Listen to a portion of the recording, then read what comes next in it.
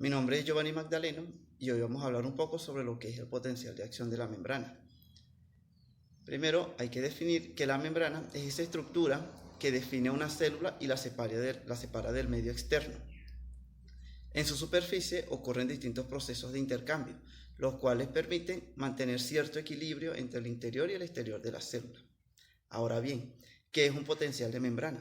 Se refiere a la diferencia de potencial que existe entre ambos lados de una membrana, que separa dos soluciones de diferentes concentraciones de iones, de tal manera que el potencial de membrana son potenciales eléctricos, teniendo en cuenta que este potencial eléctrico se encuentra en todas las células del cuerpo.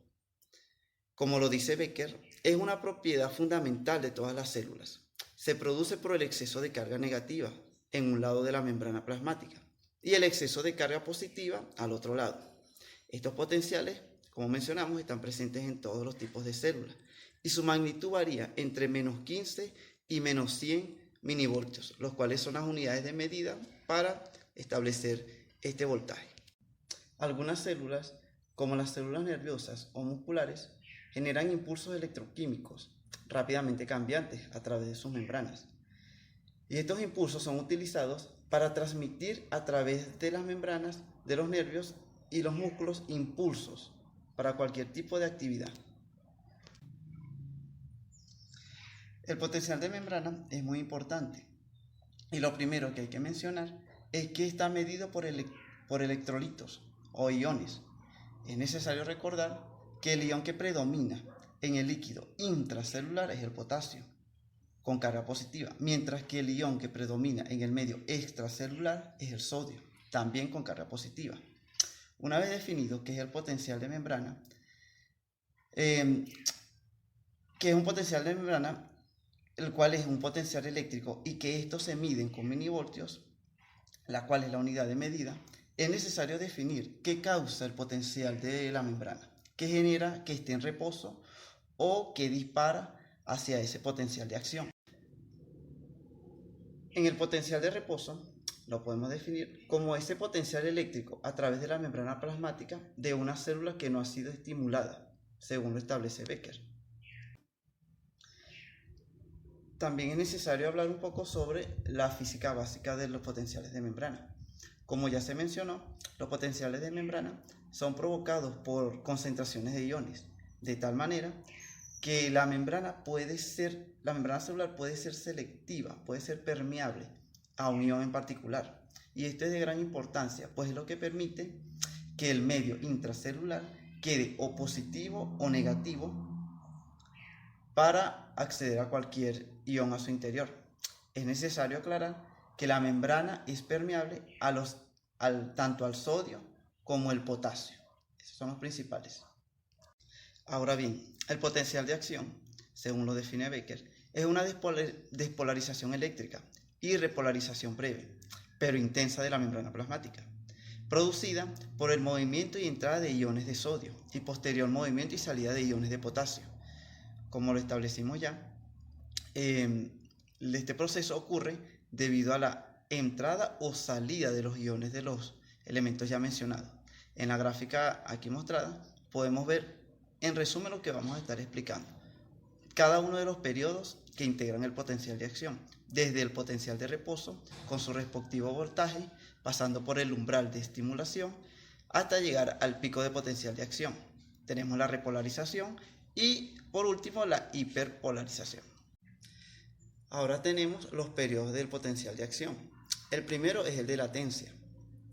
Todos los canales para el sodio, como el de potasio, están regulados por el voltaje, manteniéndose en su estado de reposo. En este tiene un voltaje de menos 70 milivoltios. Como podemos observar en la imagen, los canales se encuentran cerrados, impidiendo la entrada tanto del sodio como del potasio, la entrada o la salida. En el siguiente, el generador, al alcanzar un voltaje de menos 55 milivoltios, se aperturan los canales para el sodio. ¿Esto qué causa? Una despolarización, alcanzando lo que se denomina el umbral. Principio de todo o nada, donde estos canales de sodio regulados por dicho voltaje producen un potencial de acción. Como podemos ver en la figura, ya aquí los canales están abiertos, permitiendo el ingreso del sodio, causando, como ya se mencionó, la despolarización. Continuando con los periodos de potencia de acción, tenemos la despolarización, la cual ocurre a 0 milivoltios. Acá, en este periodo, el sodio entra bruscamente, como se puede observar en la imagen, debido al gradiente de concentración, lo que hace que se despolarice aún más la membrana y provoca que se abran más canales para que el sodio ingrese, lo que produce que el potencial de membrana se invierta. En el otro periodo, el sobretiro, el cual ocurre a 30 milivoltios, los canales para el potasio se comienzan a abrir, mientras que el sodio llega a su punto máximo, como se observa en la imagen, y se cierran sus canales para no permitir el paso de este ion. El periodo de repolarización, el cual ocurre a 0 milivoltios, los canales de sodio siguen cerrados. Sus puertas de voltaje siguen cerradas sus puertas de voltaje, mientras que se abren más puertas de voltaje para el potasio, como podemos ver en esta imagen. En esta ocurre lo contrario. Los canales del sodio se cierran y se abren los del potasio para compensar la acción. El siguiente periodo, el postpotencial negativo o de hiperpolarización, es una polarización negativa superior a lo normal, lo cual provoca que se cierren los canales de potasio y active a la bomba de sodio-potasio ATPasa para ayudar a restaurar la polaridad de la membrana. Como podemos ver aquí en la imagen, se cierran el del sodio y se abre el del potasio, y gracias a la bomba de sodio-potasio vuelve a generar el equilibrio necesario en la membrana. El último, el refractario absoluto o inhibidor, en este periodo no se puede iniciar un segundo potencial de acción hasta que la membrana alcance un estímulo nuevamente. De esta manera se cierra el ciclo desde la activación del estímulo hasta el final. Claro, esto ocurre en cuestión de milisegundos y nos lleva a pensar, a reflexionar sobre algo que asumimos, algo tan sencillo como lo es la membrana celular, puede llegar a ser tan compleja, impresionante.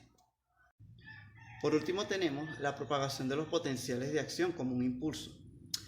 Tenemos, por ejemplo, la conducción continua. Involucra la despolarización y la repolarización, paso por paso en cada segmento adyacente de la membrana plasmática. La conducción saltatoria se produce por la distribución desigual de los canales dependientes del voltaje. Algunos pocos de estos canales se localizan en la región del axolema, como podemos ver en la figura, cubierta por la vaina de mielina, en contraste en los nodos de Ragbir, donde no hay vaina de mielina. En el axolema tienen muchos canales dependientes del voltaje. Por lo tanto, la corriente producida por el sodio y el potasio fluye a través de la membrana, principalmente en estos nodos, como podemos ver en la imagen, de esta manera, transmitiendo un potencial de impulso a través de la membrana. Lo impresionante de estos procesos es que nos hace reflexionar y pensar sobre la gran complejidad de lo que es una estructura que asumimos que es simple, como la membrana celular, pues gracias a ella se producen los intercambios que ayudan a mantener el equilibrio en las células, incluso los impulsos nerviosos. Vemos que estos procesos ocurren de forma casi instantánea, a una gran velocidad, abriéndose canales, activándose procesos, activándose bombas, el ingreso de iones, la salida de los mismos, lo cual nos dice lo maravilloso que es el mundo del estudio de la célula y lo complejo de la misma, ya que estructuras tan simples, entre comillas, como la membrana celular, posee procesos tan complejos y maravillosos. Gracias por su atención.